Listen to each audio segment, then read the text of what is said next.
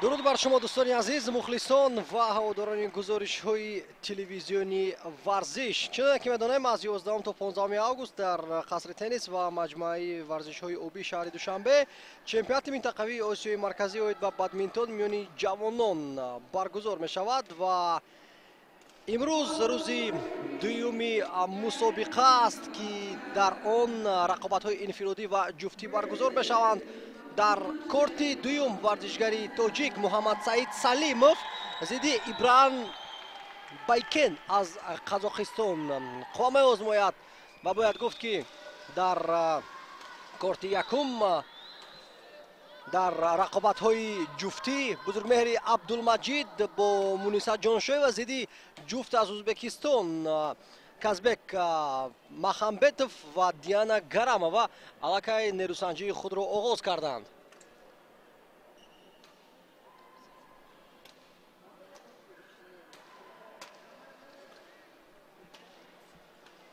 албатта ҳоло варзишгарон омода мешаванд ба оғози рақобат.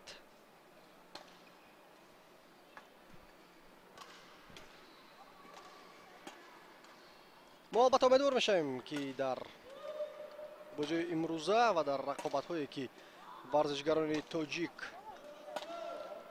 ҳунарнамоӣ мекунанд метавонанд бозии бисёр хуб ва ҷолиб нишон бидиҳанд.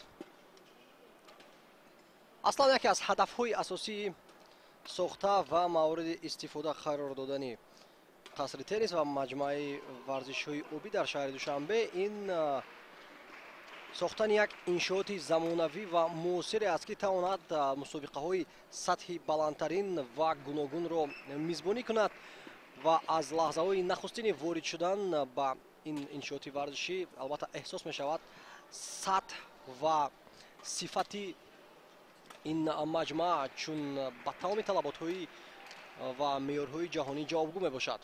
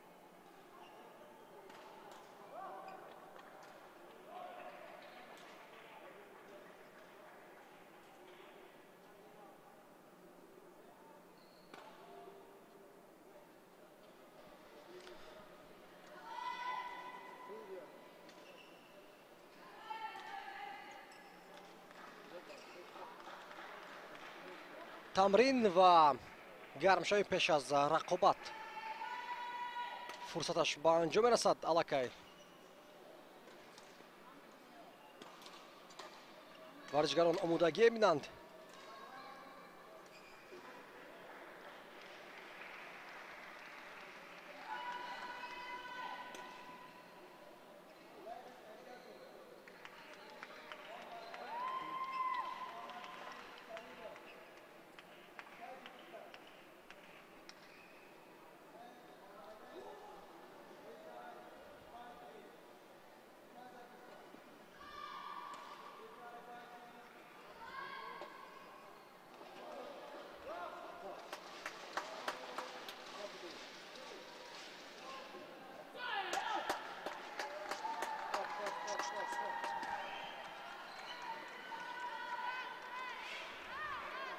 бо партовҳои варзишгари тоҷик ин рақобат шурӯъ мешавад ва имтиёзи аввалинро касб кард варзишгари қазоқистонӣ Ибрай Байкен.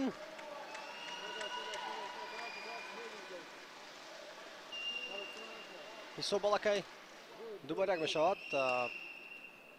Байкен пештаф гардид.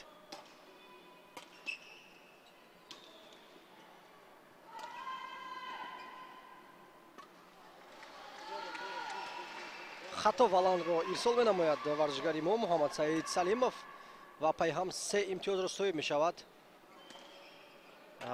рақиби варзишгари мо бисёр як мансубаи зебо, пайҳам 2 зарбаи сахт иҷро мекунад. Ибрай Байкен ва соҳиби имтиёзи навбатӣ мегардад.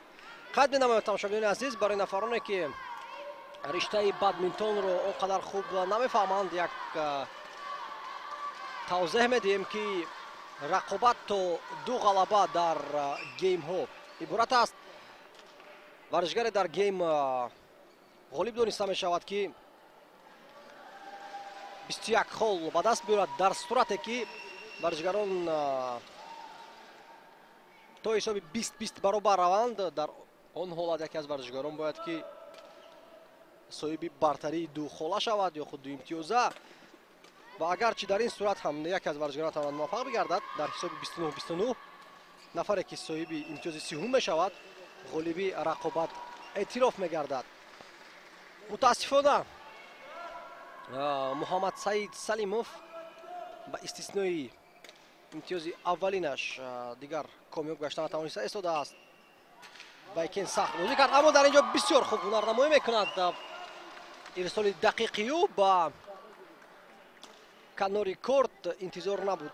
Ибрай ба чунин гуна як зарба аз ҷониби варзишгари мо дар марказ қарор гирифт. ҳамин тариқ боз як комёбии мо 7-3. ҳоло фурсат бениҳоят зиёд аст барои кӯшиш кардан ки таносубро барқарор созад варзишгари мо. дар ин вазъият метавонист ки валанро баргардонад Муҳаммад Саид. бисёр хуб, дақиқ аст ирсоли ӯ ва дар дохили чорчӯбаи корт валан мерасад ки ин албатта ба мо имтиёзи навбатиро меорад.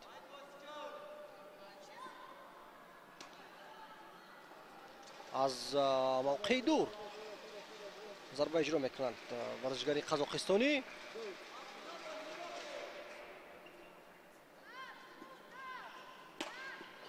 бисёр зарбаҳои сахт дораду мутаваҷҷеҳ мешавем, аммо аз ҳисоби зиракиву моҳирӣ имтиёзҳои худро ба даст оварда истодааст. варзишгари тоҷик дар масъалаи иҷроиши зарбаҳо дида истодаем ки рақиби қазоқистони мо бартарии бисёр калон дорад. дар ҳамин вазъият ҳам бори дигар ин чизро собит месозаду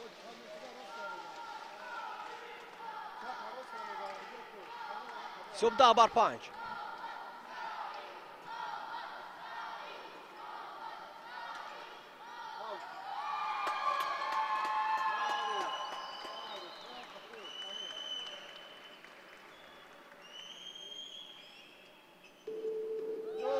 ба иштибоҳ роҳ медиҳад Байкен.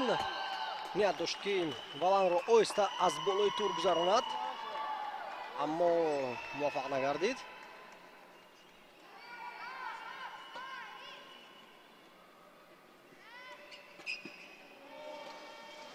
мансубаи бисёр олӣ иҷро мекунад варзишгари қазоқистонӣ. ибтидо маҷбур кард ки варзишгари мо валанро баландтар ҳаво бидиҳад ва дар ҳамин ҳолат дарҳол ба ҳуҷум гузашт ва тавонист ки имтиёзи навбатии худро соҳиб шавад. таносуби 4 хола нигоҳ дошта мешавад 11-7.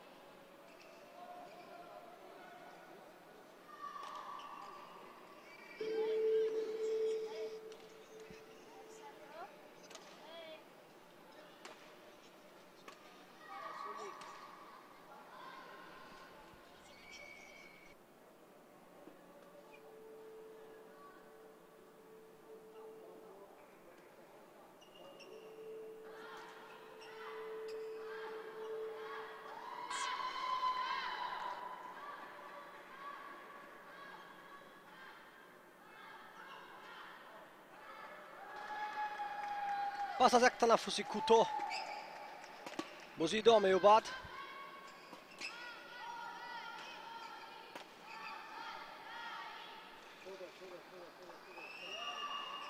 туб аз хатти корт берун баромад. туби бадминтон ё ба истилоҳ валан.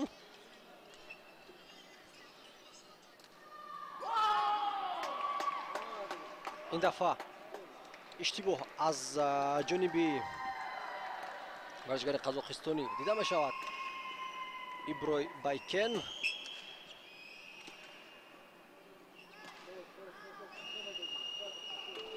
ин иштибоҳи ноиҷбурӣ буд вақте ки дар ҳуҷум қарор надошт варзишгари қазоқистонӣ, аммо Муҳаммад Саид Салимов худаш натавонист ки валанро дуруст гузаронад.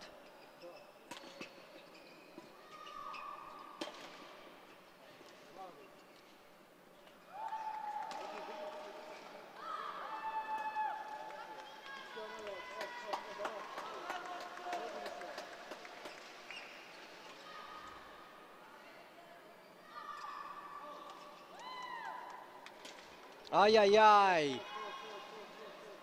бо пушти дасташ кӯшиш кард ки зуд зарбаи имтиёзовари худро иҷро кунад Муҳаммад Саид Салимов, аммо ба хатогӣ роҳ дод. Аз як мавқеъ бисёр қулай натавонист ки зарбаи дақиқ иҷро кунад.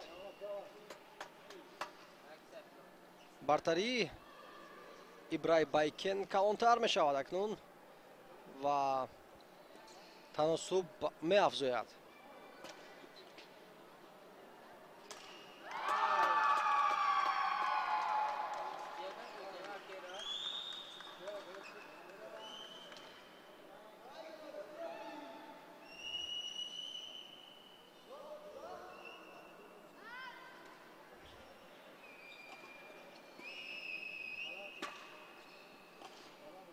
аз ҳад зарбаи сахт ғайриимкон буд барои баргардонидан барои варзишгари мо. 17-9.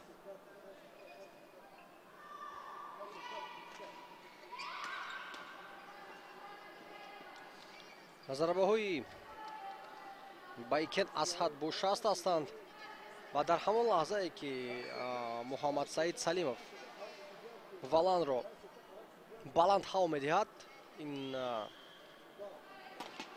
шароити хуби гузаштан ба ҳуҷумро фароҳам месозад барои Ибрай Байкен ва ҳисоби қувваи ҷисмонии худ зарбаи бениҳоят сахтро иҷро мекунад ки мутаассифона Муҳаммад Саид то ба ҳол ба чунин гуна зарбаҳо тоб оварда натавонист.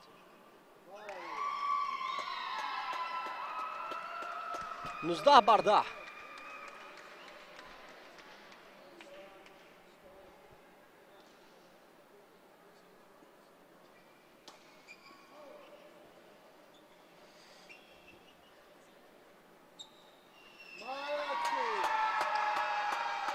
дар масофаи наздик ба якдигар дар наздикии тур ҳардуи варзишгарон ба навбат то хато ки яке аз варзишгарон бозӣ карданд, яъне ҳамон нафаре ки аввалин шояд тӯбро баланд ҳаво медод, албатта дар ҳамин вазъият бо эҳтимоли зиёд ноком ҳам мегашт, аммо Ибрай Байкен тӯбро ба тур зад.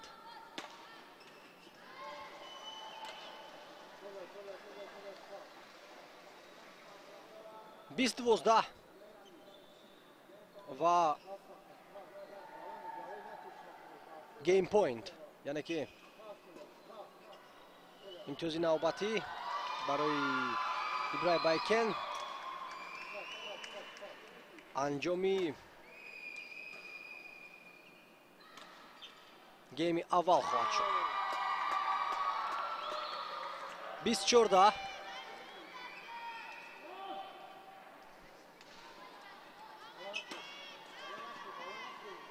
ба иштибор омедияд Муҳаммад Саид Салимов ва гейми аввал бо ҳисоби 21-14 ба фоидаи варзишгари қазоқистонӣ Ибрай Байкен ба анҷом мерасад.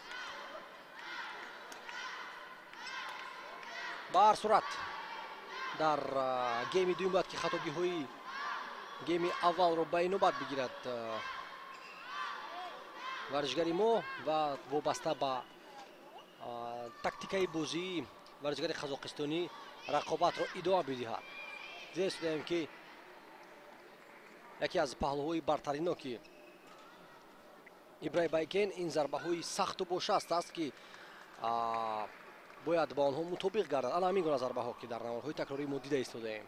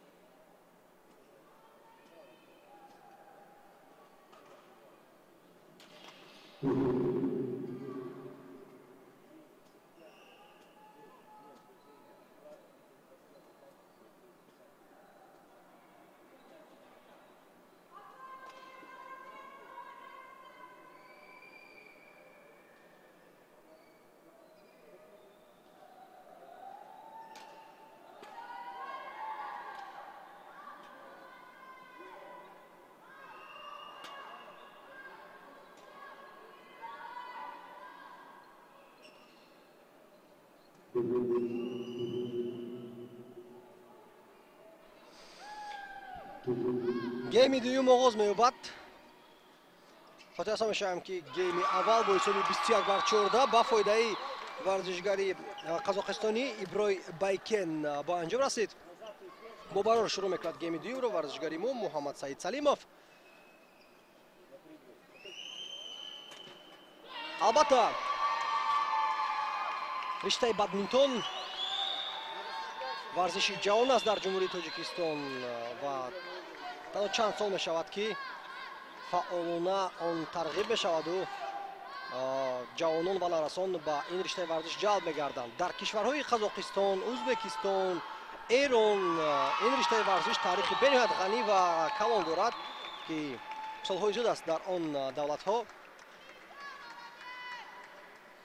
мардум майл доранд ба бадминтон. албатта мо умедвор ҳастем ки ана ҳамин чемпионати осиёи марказӣ оид ба бадминтон ки дар давлати мо баргузор гардида истодааст як такон, як саҳм мегузорад дар рушди бадминтон дар давлат, чун варзиши бениҳоят зебо аст ва агар тамошо карда истода бошед аз рӯи ҷолибият ягон камӣ шояд ки аз тенниси калон ҳам надошта бошад. бисёр зарбаи хуби Муҳаммад Саид Салимов ва ҳисоб 4-1 мешавад.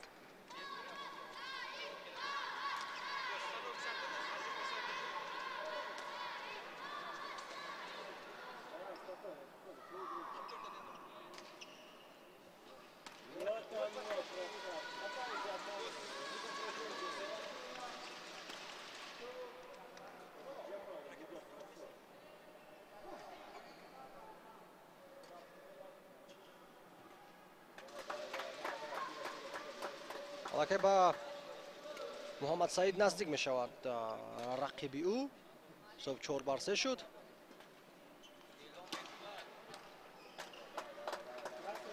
саросимавор Муҳаммад Саид зарбаи худро иҷро кард ва ҳисоб баробар мешавад 4-4.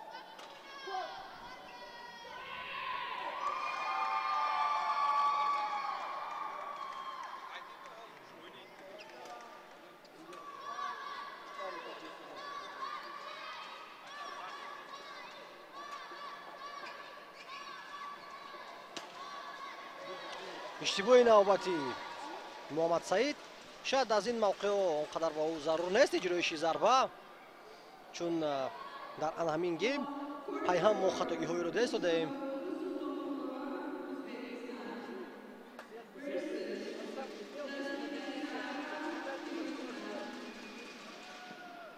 аввалин бор дар ҳафти гейм ба пеш мебарояд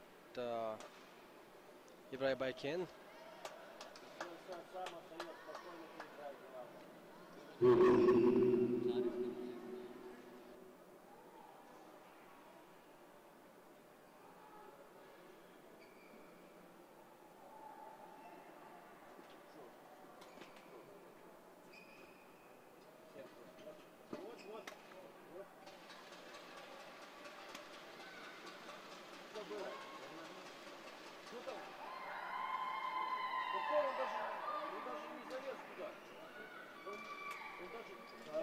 як ҳолати баҳснок аст. доварон имтиёзро ба Муҳаммад Саид Салимов доданд, аммо эътироз дорад варзишгари қазоқистонӣ. бибинед дар намудҳои такрорӣ чӣ воқеа рух дода аст.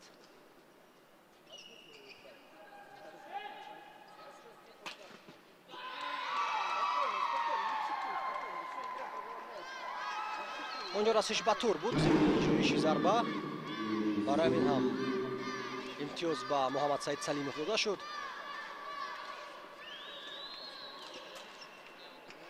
зарбаи Байкен дақиқ аст. به اشتباه ضربه خود رو جلو کرد.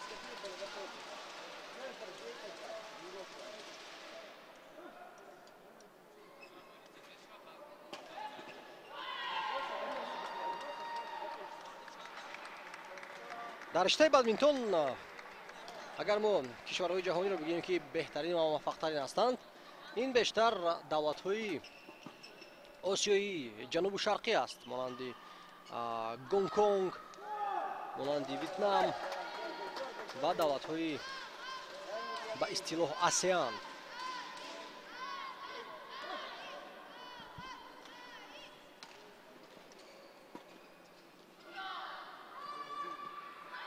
بسیار زیبا فریب میداد رقیب خود را محمد سعید سلیموف. ببینید که جایش کرده اشاره نمود که باید ضربه اجرا شود، اما در اصل آهسته توپ را از بالای تور بگذراند که ابراهیم بیکن که موقع عقیب را اشغال کرده بود الکی توپ را دریافت کرده نمیتواند. حساب برابر 9-9. با پیش برد دیگر باره سلیموف 10-9. به طور حتمی محمد سعید باید که این گیم رو بگیرد، چون در صورت ناکامی رقابت به انجام میرسد. به خاطر حساب میشم که تا 2 غلبه در گیم ها رقابت ادامه یابد. گیم اول رو ورزشگری قزاقستانی گرفته بود.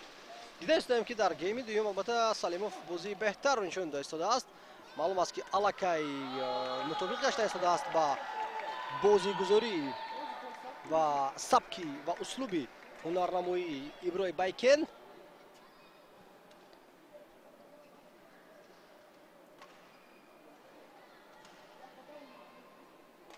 یک تنفس. حال هم ناراضگی خود را بیان میکند ابراهیم بیکن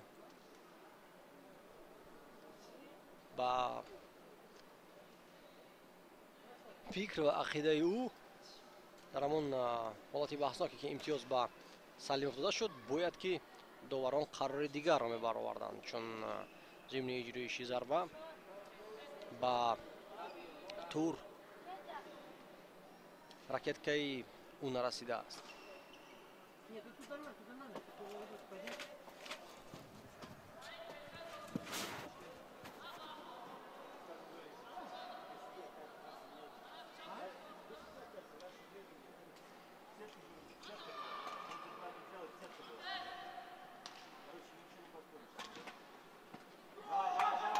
دقیق ضربه خود را اجرا کند ابراهیم بیکن.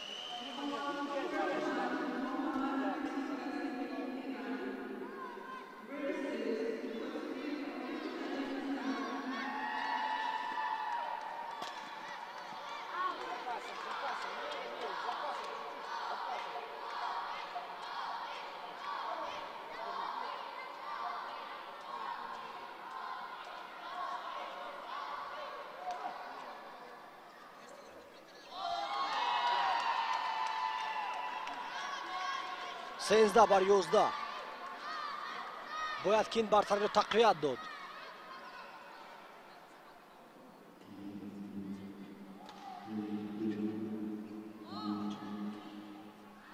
نه اینجا متاسفانه موفق گشته نمیتواند ورزشگری ما.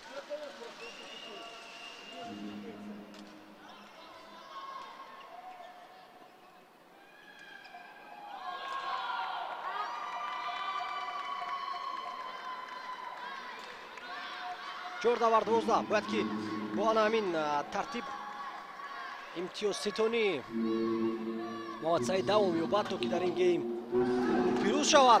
اما نباید ولن را برداشت. ببینید هر دفعه که ولن هوا مییابد و هوا میگیرد پس از پرتاب‌های محمد سعید سلیموف، ابراهیم بیکن در حال استفاده میبرد. این اشتباه نااجباری است. باید کوشش کند که عموما با همین گونه خطاگی ها راه ندهد ورزشگری ما.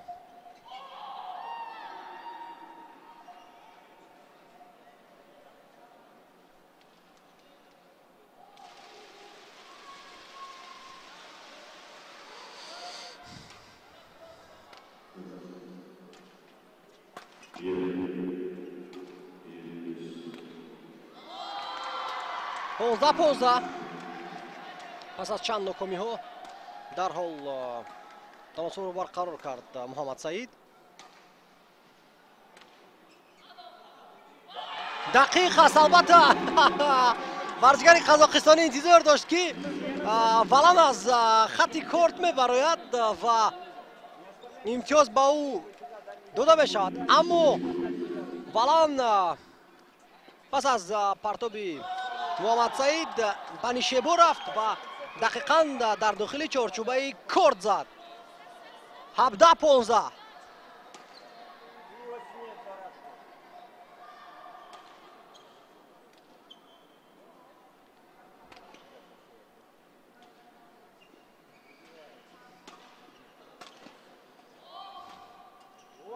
نه متاسفانه در این حالت محمد سعید سلیموف نتوانست که پرتابی ابروی بایکن را برگرداند.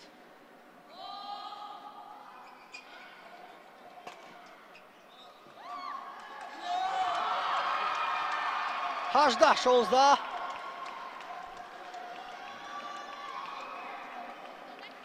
معلوم است که چقدر در وضع خوبی روحی قرار دارد این زمان ورزشکاری ما.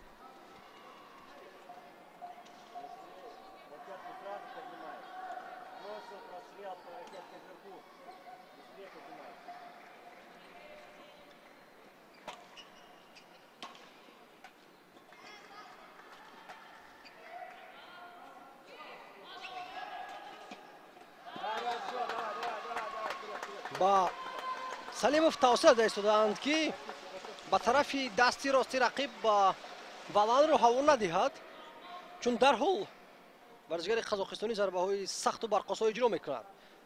بیشتر و بیشتر کوشش باید کرد که با طرف دستی چپش ولان را ارسال نماید. 19-17 دو خال دیگر به ما لازم است برای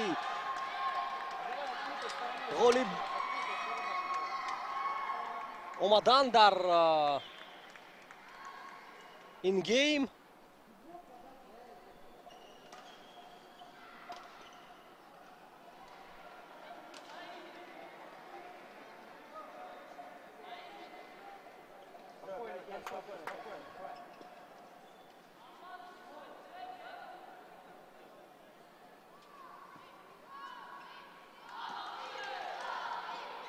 ای ای ای کمی اومد نکرد با همون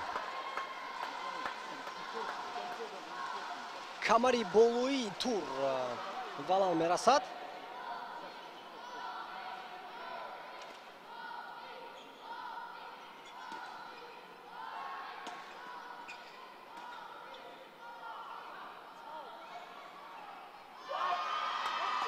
نه نرسید مگر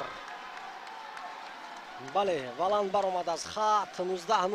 19-19 بسیار لحظه های حساس و مهم است برای ورزشکاری ما. نباید با طرف دستی راستی ورزشکار قزاقستانی توپ رو هوا داد.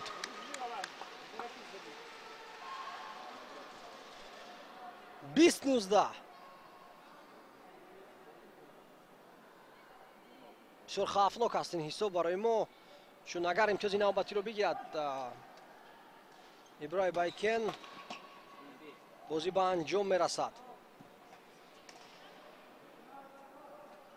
نه با خطاگیری راه میدهد محمد سعید سلیموف و متاسفانه در پایت دومه که با پورگی زیر اداره و برتری محمد سعید سلیموف گذاشت در آخر آمده پس از چند اشتباهی کوچک خطاگی‌های نااجباری در این رقابت باخت. 21-14 21-19 با موفقیت در دو پایت ورزشکار قزاقستانی بر محمد سعید سلیموف دست بالا میگردد.